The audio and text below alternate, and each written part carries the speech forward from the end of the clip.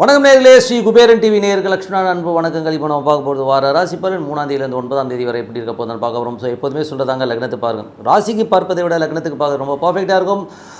முதல்ல வரது பார்த்தீங்கன்னா பொது பலன்கள், அதுக்கப்புறம் தசாபுக்தி பலன்கள். ஸோ உங்களுக்கு என்ன தசாபுக்தி அந்தரங்கள் வருதோ ஸோ அதை மிங்கிள் பண்ணி பார்க்கணும், ரொம்ப பர்ஃபெக்டாக இருக்கும். வீடியோட எண்டில் டிப் ஆஃப் த வீக் இருக்குது, மறக்காமல் பாருங்கள். மீனராசி. ஸோ மீனராசிக்கு வந்து பார்த்தீங்கன்னா உங்களது ராசி அதிபதி குரு வந்து பார்த்தீங்கன்னா அது பரிவர்த்தனை வந்து மீனத்துக்கே வரும்போது பெரும் ஒரு கான்ஃபிடன்ஸ் நிறையா இருக்கும். எப்படியே அடிச்சு தூள் கலப்போங்கிற ஒரு எண்ணங்களை நிறைய ஏற்படுத்தும். அது வந்து குரு வந்து பார்த்திங்கன்னா அது பரிவர்த்தனை வந்து ஒரு ஃபுல் ஃபோர்ஸில் இருப்பார். ஸோ தொழில் ரீதியான விஷயம், புதிய ஐடியாஸ், புதிய விஷயங்களை பண்ணி உங்களுடைய ஆக்டிவிட்டீஸில் வந்து நிறைய சேஞ்சஸ் பண்ணுறதுக்கான வாய்ப்புலாம் ரொம்ப நல்லாயிருக்கு. உங்களுக்கு 2ஆம் அதிபதி ஸோ 2 மற்றும் 9ஆம் அதிபதியான செவ்வாய் வந்து 4ல் இருக்கும்போது அம்மா ஒரு வெளியூர் பிரயாணம் மேற்கொள்வதற்கான தாயார் சார்ந்த விஷயங்கள், ஒரு வெளியூர் பிரயாணங்கள் மேற்கொள்வதற்கான வாய்ப்புலாம் நிறைய இருக்குது. சில நேரங்கள் வந்து அம்மாவுக்காக கொஞ்சம் செலவு பண்ணுற மாதிரி விஷயங்களே கண்டிப்பாக ஏற்படுத்தும்.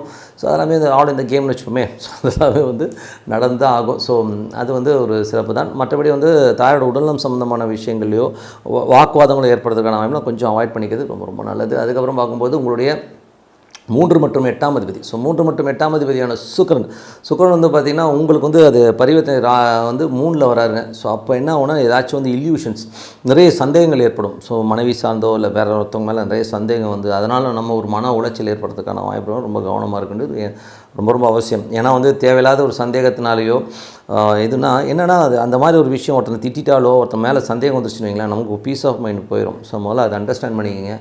எது நடக்குதோ அது நடந்தே தான் ஆகும். ஸோ அதுக்காக மற்றவங்களுக்காக நம்ம மாறுறதோ மற்றவங்க நமக்காக மாறுறதெல்லாம் வந்து ஆவாத கதை. இன்றைக்கி நம்ம இருக்கிற லைஃப் நம்ம பார்த்துட்டு போகணுங்கிறது தான் உண்மையான விஷயங்கிறத வந்து மைண்டில் ஏற்றிக்கிங்க. ஸோ தேவையில்லாமல் அவங்க இப்படி நடந்துக்கிறாங்கன்னு சொல்லிட்டு மைண்டில் அப்படின்னா உங்களுக்கு வந்து டென்ஷன் தான் வரும். ஸோ அதனால் அதை வந்து அவாய்ட் பண்ணிக்கிறது ரொம்ப நல்லது.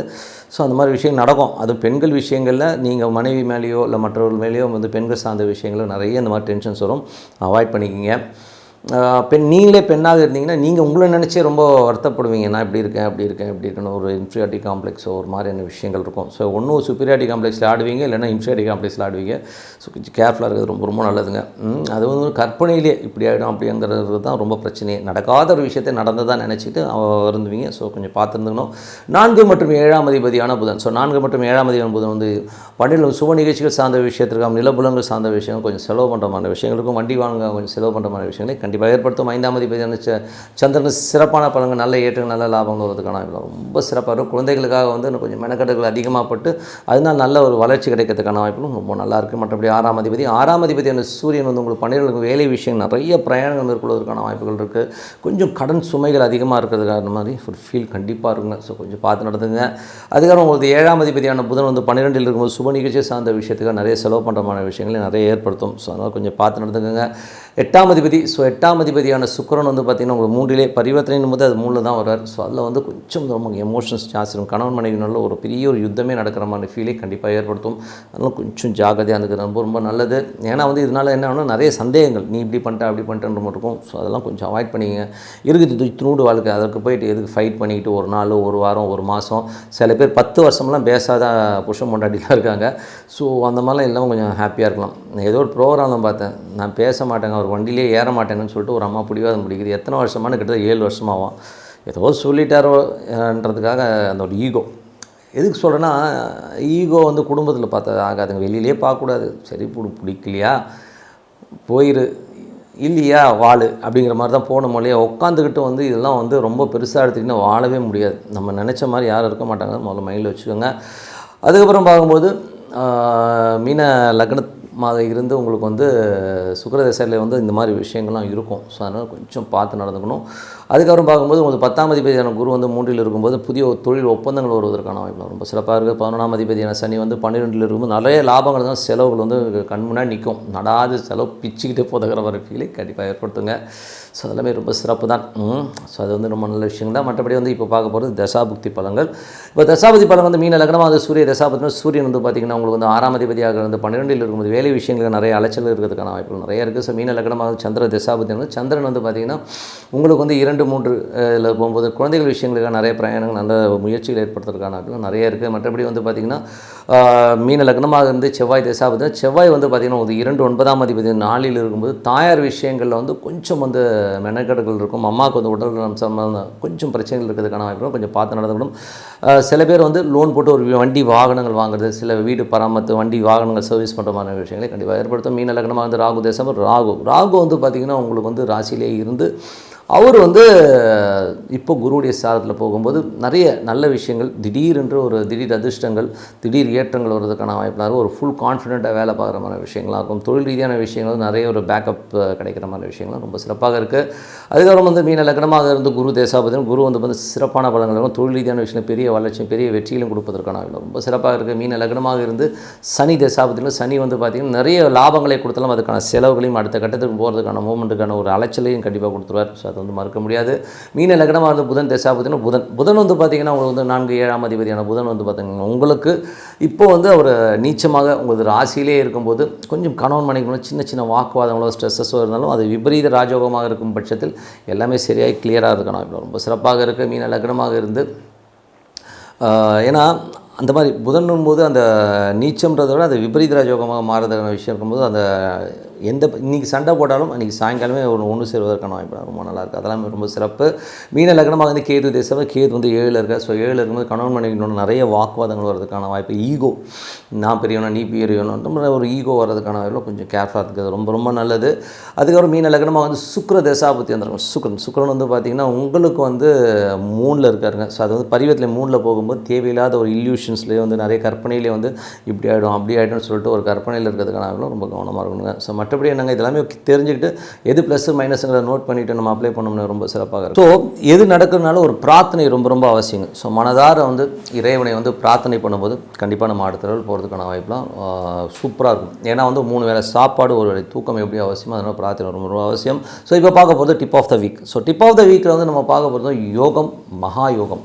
அது என்னங்க யோகமும் மகா யோகமும் மாற்றுறது எப்படி அப்படிங்கிறது தான். ஸோ இதில் வந்து என்னென்னா இது நான் எதுக்கு சொல்கிறேன்னா யோகங்கிறது வந்து எல்லாருக்குமே வருங்க. ஸோ ஒரு எல்லா மனிதராக பிறந்த எல்லோருக்குமே வரும். அது நம்ம எப்படி மகா யோகமாக கன்வெர்ட் பண்ணிக்கிறதுங்கிறது தான் வந்து இதில் ஒரு புத்திசாலித்தனம்.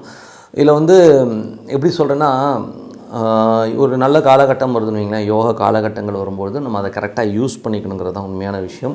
ஸோ அதை யூஸ் பண்ணிக்கிறதுக்கு என்ன பண்ணணுமோ வி திங்க் பிக்னு சொல்லுவாங்க. திங்க் பிக்னா ஒரு பெரிய இலக்கை நோக்கி நம்ம ஓடுறதுங்கிறது நம்ம வந்து வச்சுக்கணும். அந்த மாதிரி இலக்கை வச்சுட்டு இப்போ ஒருத்தருக்கு வந்து ஒரு சுக்கிர திசை வருது. நிறைய பேருக்கு வந்து நான் பார்த்துருக்கேன் சுக்கிர திசை வந்து ஒரு நல்ல யோகமாக ஒரு 20 வருஷம் திசை இருக்கும். அந்த திசையில் என்ன நினைப்பாங்கன்னா அந்த பணம் நான் பெரிய லெவலில் வந்து அவங்களுக்கு ஃப்ளோ வரும். ஸோ அந்த ஃப்ளோ வரும்போது என்ன நினச்சிடுவாங்க, இந்த பணம் நமக்கு கண்டினியூவாக வரும்னு சொல்லிட்டு தாம் தூம்னு சும்மா அடித்து நொறுக்கி எல்லாத்தையும் காலி பண்ணிவிட்டு அதுக்கப்புறம் தான் அந்த திசை போனதுக்கப்புறம் பார்த்திங்கன்னா அந்த அதிர்ஷ்டம் போயிடும். அந்த 20 வருஷம் அந்த செல்வ வாழ்க்கை போய்ட்டு சூரிய திசை வரும்போது அப்படியே அந்த கிராஃப் இறங்கும். அப்போது அவங்க ரொம்ப ஃபீல் பண்ணுவாங்க, நான் இப்படிலாம் இருந்தேன், பட் நான் சேஃப்டி பண்ணியிருக்கலாம் அப்படிங்கிறலாம். இப்போ எனக்கே எடுத்துக்கிட்டிங்கன்னா நான் பிஸ்னஸில் இருக்கும்போது பார்த்திங்கன்னா நான் கொஞ்சம் அகலக்கால் வச்சேன் நான். ஸோ அகலக்கால் வைக்கும்போது நான் இப்போ யோசிக்கிறேன், நான் அந்த அகலக்கால் வைக்காமல் நான் கொஞ்சம் வந்து சுதாகரிப்பாக இருந்ததுன்னா இன்றைக்கி வந்து ஒரு 2-3 கோடி ரூபா சம்பாதிச்சிருக்கலாம் வேறு விதமாக அப்படிங்கிறது வந்து எனக்கு தெரியுது. பட் இந்த அறிவு முதிர்ச்சி அப்போ இல்லை. ஏன்னா அந்த யோகத்தை அப்போ நான் வந்து மகா யோகமாக மாற்றிருக்க முடியும். உதாரணமாக சொல்கிறேனே, நான் வந்து அகலக்காலம் போது ஒரு பிஸ்னஸில் வந்து நம்ம ரொம்ப பெருசாக போகணும் சொல்லி நிறைய கடன்கள் வாங்கி ரொட்டேஷன்ஸ்லாம் பண்ணுவேன் நான். ஆனால் அந்த ரிஸ்க்குங்கிறது வந்து எனக்கு தெரியல. எனக்கு ரொம்ப சின்ன வயசு, ஒரு 17 வயசுலேருந்து ஸ்டார்ட் ஆகி ஒரு 27-28 வயசுக்குள்ளே இந்த ஒரு கேம் ஆடினேன். நிறைய பணம் நல்ல ரொட்டேஷன்ஸ் வந்தது, நல்ல ஒரு வியாபாரம் இருந்தது. அப்போ வந்து ஒரு கான்ஃபிடன்ஸ் வரும். ஸோ அப்போது நான் என்ன பண்ணிட்டோம், அகலக்கால் வைக்கிறதுன்றபோது கடன் கேட்ட உடனே யாராக இருந்தாலும் கொடுப்பாங்கன்ற ஒரு கான்ஃபிடன்ஸ் வந்து பெரிய அகலக்கால் வச்சு மாட்டிக்கிட்டோம். பட் அன்றைக்கி மட்டும் நான் அந்த அகலக்கால் வைக்காமல் கொஞ்சம் இருக்கிறதே இருந்துக்கிட்டு வேறு விதமாக போயிருந்தேன்னு வைங்களேன், இன்றைக்கி வந்து என்கிட்ட வந்து ஒரு 4 to 5 crores கண்டிப்பாக இருக்கும். அதான் யோகம் அப்போ மகா யோகமாக மாற்றிருக்கும். நான் அந்த யோகத்தை வந்து நான் மகா யோகமாக மாற்றிக்கல, விட்டுட்டேன். ஓகேங்களா? ஸோ நீங்கள் வந்து ஒரு நல்ல ஒரு காலகட்டங்கள் யோகங்கள் வரும்பொழுது நம்ம என்ன பண்ணணும்னா அதை வந்து கரெக்டாக ஒரே இடத்துல. இப்போ ஒரு சில பேர் வந்து வியாபாரத்தில் வந்து ஒரு பெரிய காசு வருதுன்னு வைங்களேன், அதிலே திருப்பி போட்டுக்கிட்டே இருப்பாங்க. ஆனால் கடைசியில் வந்து பார்த்திங்கன்னா ஒரு பாயிண்டில் வந்து பார்த்திங்கன்னா ஒன்றுமே இல்லாமல் போயிடும். ஸோ வியாபாரமும் போயிடும். அதுக்கப்புறம் பார்த்தா ஐயோ ஒன்றுமே இல்லை. ஆனால் சில பேர் வந்து பார்த்திங்கன்னா ஒன்றுமே இருக்காது, ஆனால் சின்னதாக அழகாக சேவிங்ஸ் பண்ணுவோம். உதாரணம் சொல்ல போனால் எனக்கு தெரிஞ்ச ஒருத்தர் பார்த்திங்கன்னா வியாபாரம் ரொம்ப சின்ன வியாபாரம் தான் பண்ணுவார். அவர் அந்த வியாபாரம் மட்டும்தான் பண்ணுவார், மற்றபடி அந்த வியாபார எக்ஸ்டென்ஷன்ஸ் கூட ரொம்ப பெருசாக பண்ணியிருக்க மாட்டார். ஆனால் அவர் என்ன பண்ணுவார்னா வர காசெல்லாம் வந்து ஸ்ப்ளிட் அப் பண்ணி வச்சுருப்பார். ஒரு பெரிய பெரிய ஷேர் ஒன்று வாங்குவார். அதே நேரத்தில் வந்து லேண்டில் கொஞ்சம் கொஞ்சம் போட்டுட்டு வருவார். ஸோ இந்த மாதிரி மல்டிப்புளாக வந்து இன்வெஸ்ட்மெண்ட் பண்ணிட்டு வந்தாருங்க. வெறும் இந்த மாதிரி விஷயம் மட்டும் கிட்டத்தட்ட வந்து அவர் வந்து இன்றைக்கி அவர் மாத சம்பளமே பார்த்தீங்கன்னா அப்போல்லாம் வந்து 3000 ரூபா வாங்கிட்டு இருந்த ஒரு ஆள். இன்றைக்கி அவர் கையில் வந்து ஒரு 10 crores மேலே இருக்குங்க. யோசிச்சு பாருங்கள் எவ்வளோ. அவர் தான் அதுதான் யோகத்தை மகா யோகமாக இருக்குன்னா வர காசை வந்து கரெக்டாக யூட்டிலைஸ் பண்ணி நம்ம கொண்டு போனால் அதுக்கு நம்ம திங்கிங்கை மாற்றிக்கணும். நம்ம பெருசாக வரணுங்கிற ஒரு திங்கிங் வேணும், சேஃபாக ப்ளே பண்ணுங்கிற ஒரு திங்கிங் கண்டிப்பாக இருக்கணுங்க. ஸோ அதுதான் நல்ல காலம் வரும்போது சேமித்து கரெக்டான சேமிப்பாக மாற்றினீங்கன்னா கண்டிப்பாக ஒரு யோகம் மகா யோகமாக மாறுங்கிறது எந்தவித தயக்கமும் வேணாம். ஸோ பிளான் பண்ணுங்கள். ஒரே விஷயத்தில் இன்வெஸ்ட் பண்ணாதீங்க. யோகத்தை மகா யோகம் மாத்திரம் வேறு விதத்தில் வந்து ஒரு லேண்டில் வாங்கி போடுறதோ ஒரு சின்ன சின்ன விஷயங்கள் வந்து சின்ன லேண்டாக வாங்கி போட்டிங்கன்னா ஒரு காலகட்டத்தை திரும்பி பார்க்கும்போது பல கோடிகளாக இருக்குன்றது உண்மையான விஷயம். ஸோ யோகம் வரும்போது பிடிச்சிக்கங்க. இந்த யோகம் கண்டினியூவாக வரும்னு சொல்லிட்டு தூம் செலவு பண்ணிட்டு மாட்டிக்காதீங்கிறது தான் உண்மையான விஷயம். ஸோ அதனால் என்னை பொறுத்தவரை எல்லாமே வந்து யோகமும் மகா யோகமும் நம்மளாக வந்து க்ரியேட் பண்ணிக்க தான். ஸோ மற்றபடி என்னங்க உங்களிடம் விடைபெறுவது உங்கள் லக்ஷ்மி நாராயணன். சேனல் சப்ஸ்கிரைப் பண்ணுங்கள். நன்றி, வணக்கம். ஸ்ரீ குபேரன் டிவியை பார்த்தமைக்கு நன்றிகள். மேலும் இது போன்ற தகவல்களை தெரிந்து கொள்ள ஸ்ரீ குபேரன் டிவியை சப்ஸ்கிரைப் செய்யுங்கள். மறக்காமல் பெல் ஐக்கானை கிளிக் செய்யுங்கள்.